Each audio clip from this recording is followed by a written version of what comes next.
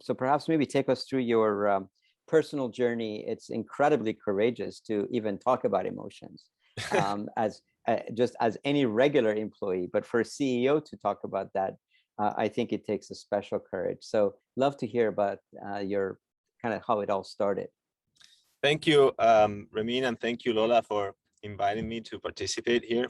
It's really an honor to be here among you, and I'm very happy to have the opportunity to share with you what's my experience with this, which I believe is a really powerful tool, and how everything is started. So I'm the co-founder and CEO of Miraculous. We are a biotech company based out of San Francisco. We're roughly 60 people, and we have gone through several rounds of funding. Our mission is to advance science and improve lives faster together. And when you think about, or at least when I think about such an important mission, there's no other way to achieve that mission than by having a really strong team. And the way I think about a team is not just a team on technical capabilities, but a team that it's really well bonded, and a team that basically lives by a culture that inspires, that motivates, and that makes people be the best version of themselves.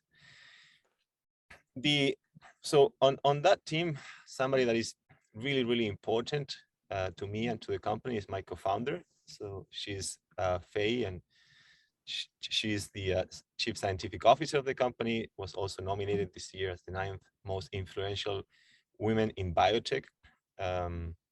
So is a highly a super achiever, I would say. And she has been, so she's someone that constantly gives me feedback, and feedback I received from her and from other team members is that they didn't really know what I was feeling or how I felt. And that sometimes I grew up in a culture where we were not really allowed to speak about emotions, especially in a professional context. I think it was almost seen as a sign of weakness.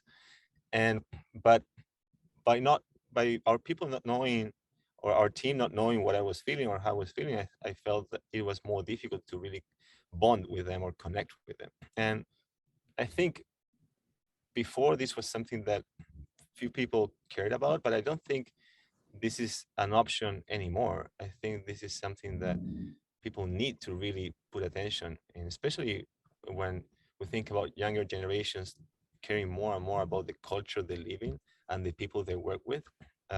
I think this is something that is just fundamentally important for every company out there. So after that feedback, the feedback I received, I really wanted to improve on it and hopefully have a better team and becoming myself a better leader. And Faye then told me that she had listened to a talk given by Lola and that I should definitely talk to her.